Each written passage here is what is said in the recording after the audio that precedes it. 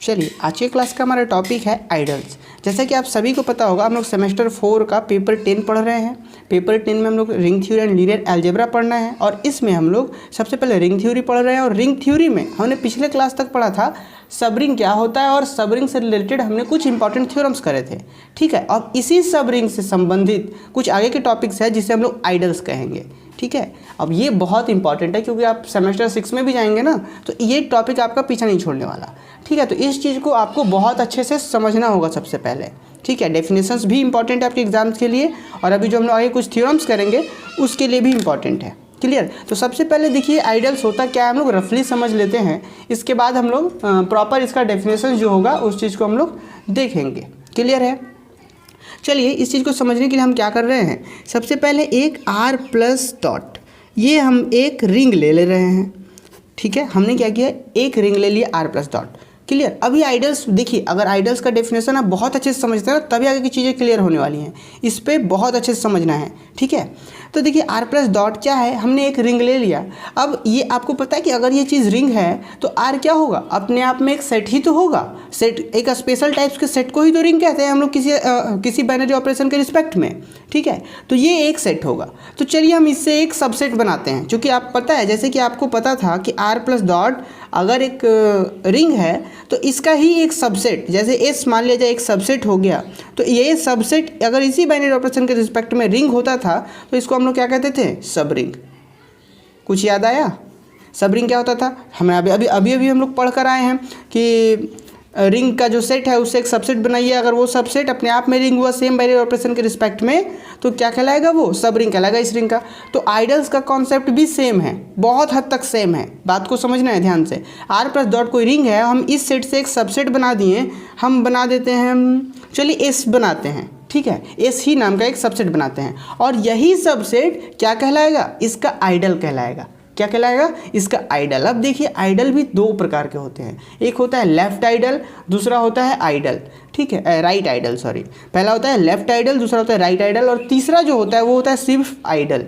Idol कहने का मतलब ये होता है कि लेफ्ट आइडल और राइट आइडल दोनों का बात कर रहे हैं हम लोग। ठीक है, तो अभी हम लोग चीज़ों को समझेंगे, लेकिन रफली समझिए आप कि r प्लस डॉट कोई रिंग है तो हमने इस सेट से एक सबसेट बनाया s, और अगर ये सबसेट s कुछ बातों का मीन्स की पालन करे, मीन्स की कुछ क्राइटेरिया को ये होल्ड करे, तो इसी सबसेट को हम लोग क्या कह देंगे, ये सबसेट नहीं, ये आइडल्स है। सबसेट तो है ही, सबसेट के साथ साथ ये आइडल्स भी कहलाएगा। तो बातें क्या है, सबसे पहली बात ये कि ये सबसेट जो S जो है, S इज अ सब ग्रुप या सिंपली आप ग्रुप भी कह सकते हैं, कोई फर्क नहीं पड़ता। चलिए सब ग्रुप ही रहने दे, अभी चीज़ें समझ आएंगी आपको कि S is a subgroup of R with respect to addition,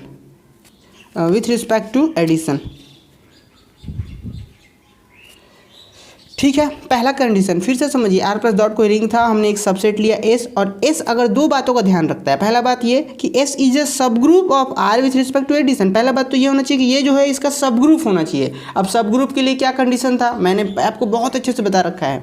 और दूसरा बात क्या होना चाहिए कि आप एक एलिमेंट s से लीजिए और एक एलिमेंट r से लीजिए। मतलब समझिए, एक एलिमेंट आप s से लीजिए, एक एलिमेंट r से लीजिए और उसके बाद कुछ आप एलिमेंट्स बनाइए। देखिए जैसे मान लिया जाए R S belongs to S where small r belongs to capital R और small s belongs to S। देखिए दूसरा क्राइटेरिया ये चीज़ है। पहला आप क्या ऐसा समझना है, पहला क्राइटेरिया तो हो गया कि वो सब ग्रुप होना चाहिए। दूसरा क्राइटेरिया ये है कि आप जो जिसका सब ग्रुप है, मीन्स की जो रिंग है वहाँ से एक एलिमेंट लीजिए R, और जो सेट है ये ले लीजिए आप, इससे एक एलिमेंट ले लीजिए S।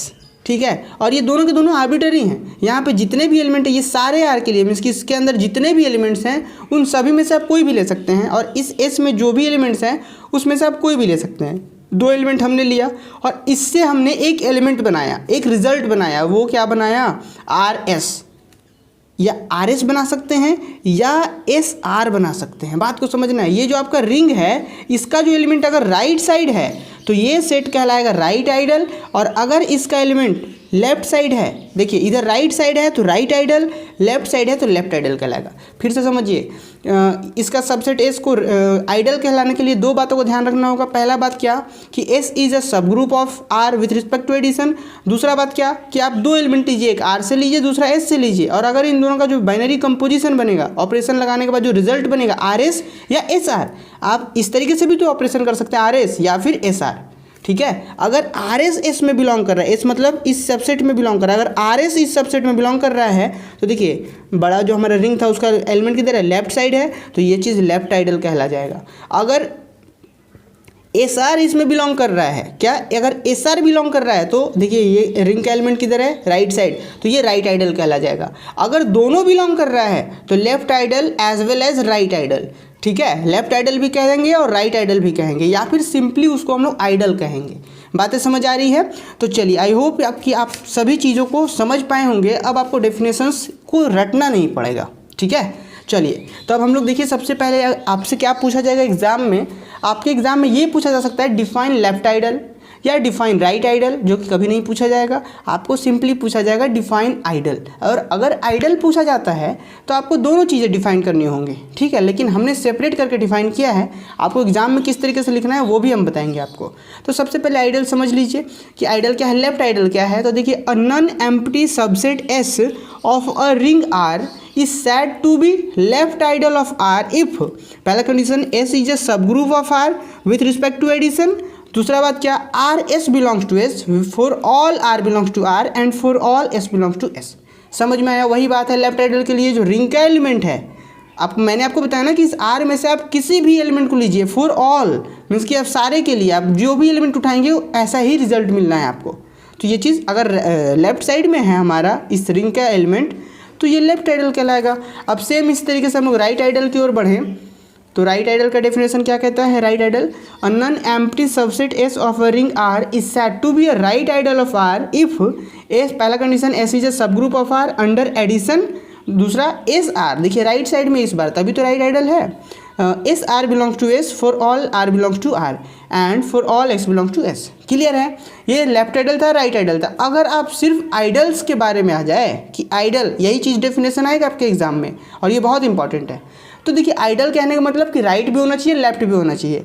तो let R plus dot be a ring then S plus dot is an ideal of R plus dot if and only if and only if वाली बात यहाँ पे है कि अगर कोई आइडल लेफ्ट और राइट दोनों होता है तो उसे आइडल कहेंगे, और अगर कोई आइडल, फिर से समझिए सॉरी, अगर कोई सबसेट, ठीक है ना, अगर कोई सबसेट, ये इस तरीके का अलजेब्रिक स्ट्रक्चर बनाकर कोई सबसेट अगर आइडल है तो वो लेफ्ट और राइट दोनों आइडल होगा, और अगर कोई सबसेट लेफ्ट और राइट दोनों आइडल है तो वो चीज़ क्या हो जाएगा, आइडल हो जाएगा। मतलब समझ में, आइडल है तो लेफ्ट राइट होगा, लेफ्ट राइट है तो आइडल होगा। इफ़ एंड ओनली इफ का मतलब यही बात है। ठीक है, तो let R plus dot be a ring then S plus dot is an ideal of R plus dot if and only if a comma b belongs to s, this imply that a plus of minus b belongs to s। और दूसरा condition क्या कि s belongs to s और r belongs to r, दोनों s को s से लीजिए, small s को इस सेट सबसेट से लीजिए, और इस r को r से लीजिए, तो आपको क्या क्या मिलना चाहिए, आर एस और एस आर दोनों एस में मिलना चाहिए। किसके लिए, for all R belongs to R and for all S belongs to S. Clear है ये चीज़ें? चलिए, अब एक अनदर डेफिनेशन हमने लिख कर रखा है। देखिए, अब चीज़ों को बुक से जितना फॉलो करेंगे ना, यहाँ पे एक भी चीज़ मैं खुद से नहीं लिखा हूँ। अगर मैं आपको दिखाऊँ, एक सेकंड अभी मैं दिखाता हूँ, मेरे पास पूरा प्रॉपर नोट्स है। ठीक है, मैंने 1 से 2 जगह पढ़ाई करी है सैम 4 का, तो मेरे पास बहुत अच्छा सा 2-3 टीचर का नोट्स है, लेकिन मुझे सबसे अच्छा बुक्स ही लगता है। देखिए, अभी तक मैं आपको बताऊँ, मेरा जो सबसे हाईएस्ट मार्क्स गया है शुरू से लेकर सैम 1 से लेकर सैम 6 तक का सबसे हाईएस्ट मार्क्स मेरा है 97। हम कभी भी 100 आउट ऑफ 100 नहीं ला पाए, और उसका सबसे बड़ा रीज़न यही था। और ऐसा नहीं है, मतलब कि हर एग्ज़ाम में मेरा 2 पेपर 3 पेपर ऐसा होता था जिसमें मेरा 100% कॉन्फिडेंस होता था कि इसमें मैं 100 मीन्स की 80 में 80 मेरा आना ही आना है। ठीक है, लेकिन कभी भी 80 में 80 नहीं आया।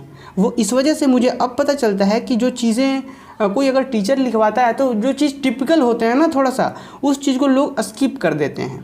ठीक है, जैसे कि मैंने वहाँ पे अभी एक पिछले क्लास में एक थ्योरम्स कराया था, तो बहुत ऐसी चीज़ें हैं जो जहाँ पे टिपिकल लगता है तो वहाँ पे टीचर स्किप कर देते हैं और बच्चों को भी लगता है कि हमें नोट्स से ही पढ़ना चाहिए, नोट्स ज़्यादा समझ में आता है। भाई नोट्स से पढ़ तो रहे हैं, लेकिन उस सिचुएशंस में आप ऐसा सपना छोड़ दीजिए, ये चीज़ को आप भूल जाइएगा, ठीक है। उसके बाद आप नोट्स किसी के प्रॉपर नोट्स से पढ़ेंगे। बुक में एक समस्या है थोड़ा सा, बुक में क्या होता है, बहुत सारी चीज़ें स्किप की हुई रहती है, आप उसको एक्सटेंड कर सकते हैं। और नोट्स में क्या होता है, बहुत सारा चीज़ कट किया हुआ रहता है। तो किसी आप, और वैसे भी आप यार, ये तो जनरल सा चीज़ें हैं कि एक बुक का ऑथर और एक साधारण सा कोचिंग का टीचर, आप खुद ही डिफरेंस लगाइए ना, आपको विश्वास किस पे करना चाहिए।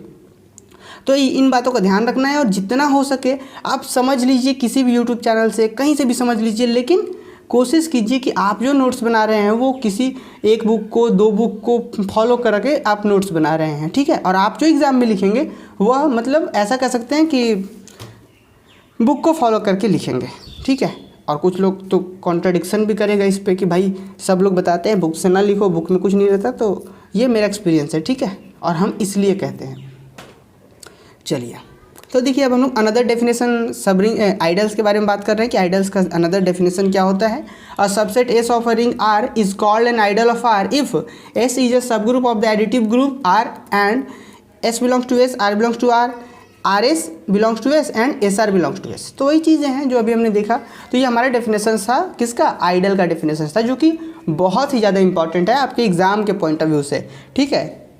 ये डेफिनेशन लगभग हर 1 से 2 बार के बाद आता ही है, और इम्पॉर्टेंट इसलिए भी है क्योंकि अगले क्लास में जब हम लोग थ्योरम्स करेंगे इससे रिलेटेड, तो ये चीज़ें यहाँ पे यूज़ होंगी, ठीक है। वहाँ पे जैसे हम लोग प्रूफ करेंगे, आपको मैंने बताया ना कि जैसे हमारा आर प्लस डॉट अगर कोई रिंग है तो इसका एक सबसेट हम एस ले लिए, तो ये सबसेट में कुछ क्राइटेरिया होल्ड करने से ये सब रिंग हो जाता था। अब यही सबसेट कुछ क्राइटेरिया होल्ड करने से आइडल हो जाता था, ठीक है ना। तो अब हम लोग एक अगले क्लास में एक थ्योरम प्रूफ करेंगे। क्या प्रूफ करेंगे कि जितने भी आइडल